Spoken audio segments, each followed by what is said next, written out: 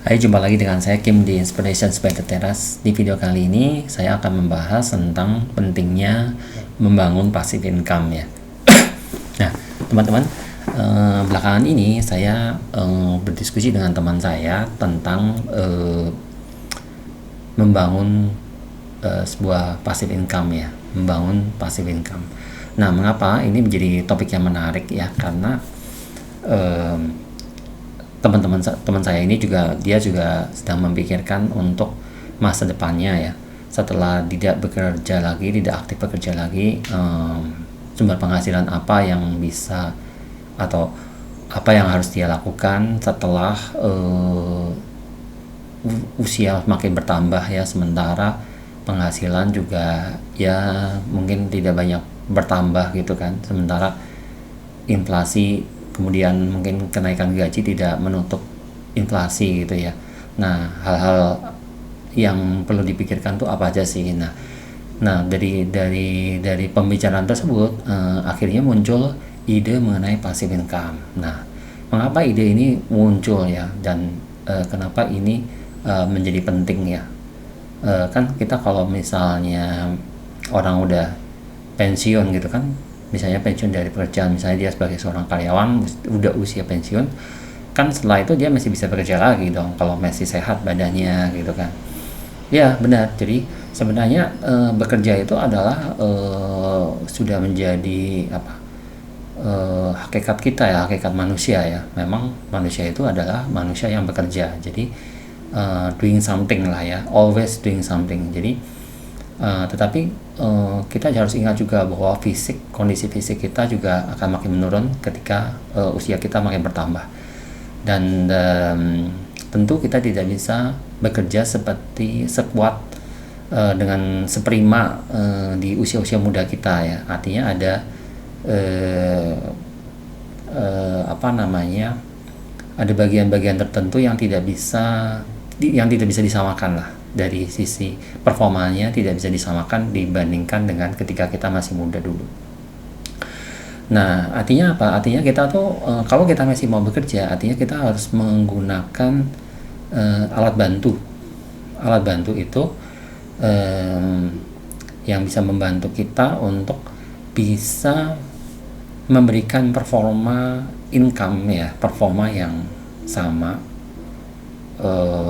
ketika kita masih kuat, ketika kita masih muda, tapi dengan effort yang kita berikan lebih sedikit, karena ya tenaga kita kan makin berkurang, kemampuan berpikir dan sebagainya juga makin berkurang.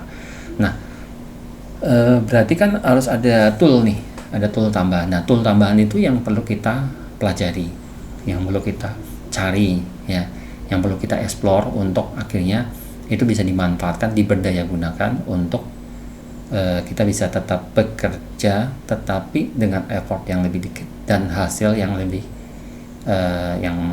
banyak, dengan hasil yang lebih banyak.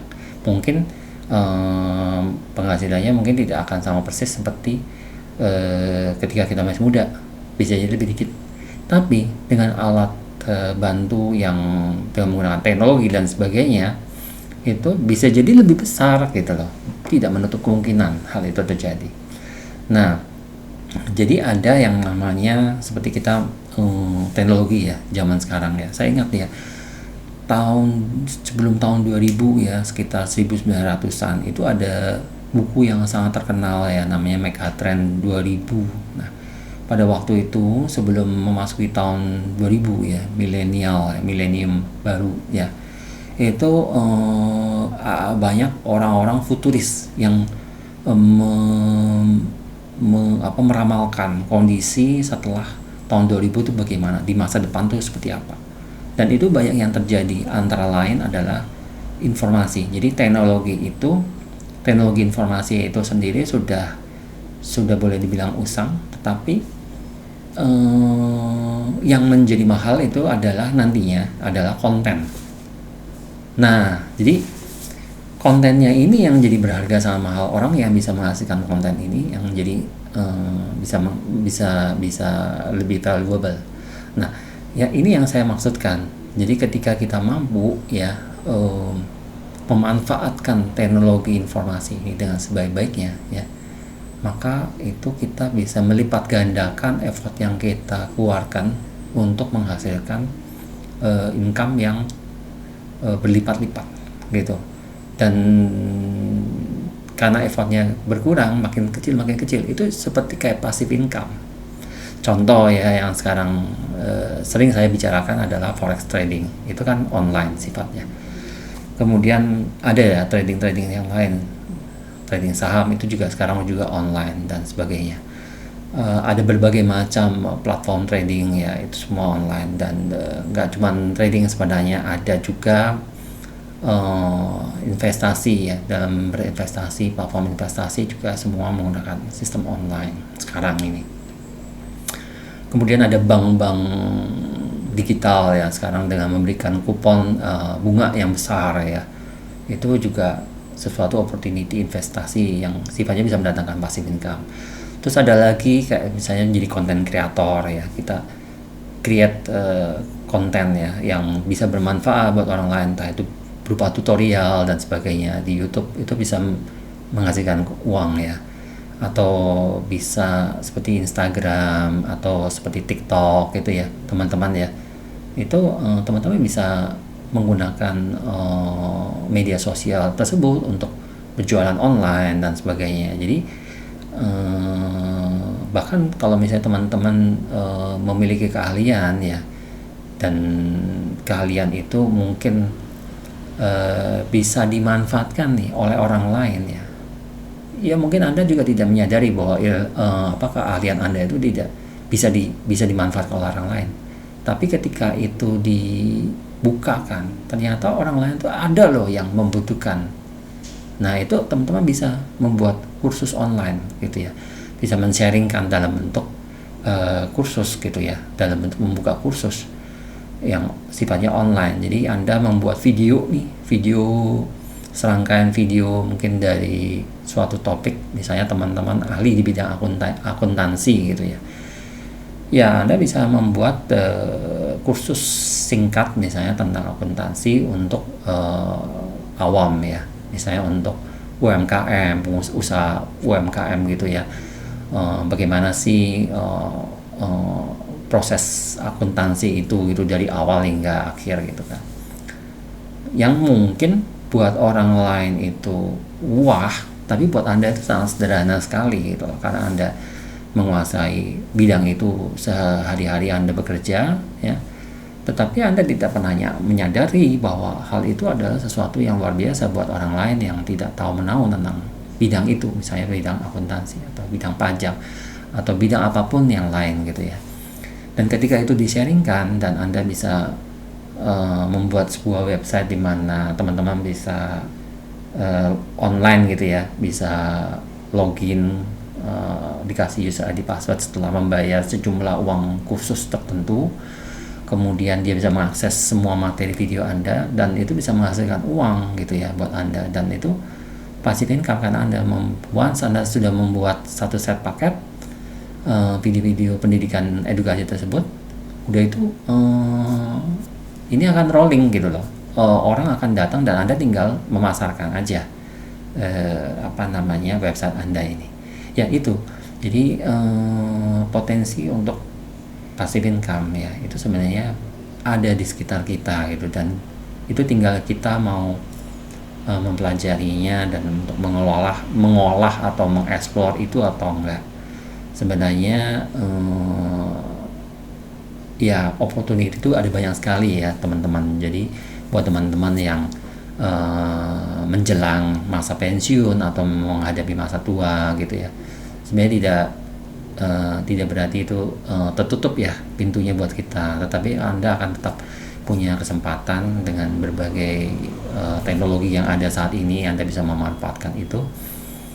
Ya bisa juga Anda membuat video ya, Anda masukkan di YouTube, kemudian Anda buka membership berbayar gitu untuk mengakses konten-konten yang berharga itu misalnya. Jadi Anda bikin video di channel Anda dan itu sebagai penarik. Kemudian ada kelas-kelas membership ya yang kalau orang mau mengakses video tersebut harus berbayar dulu, harus ada membershipnya gitu ya, uang membershipnya.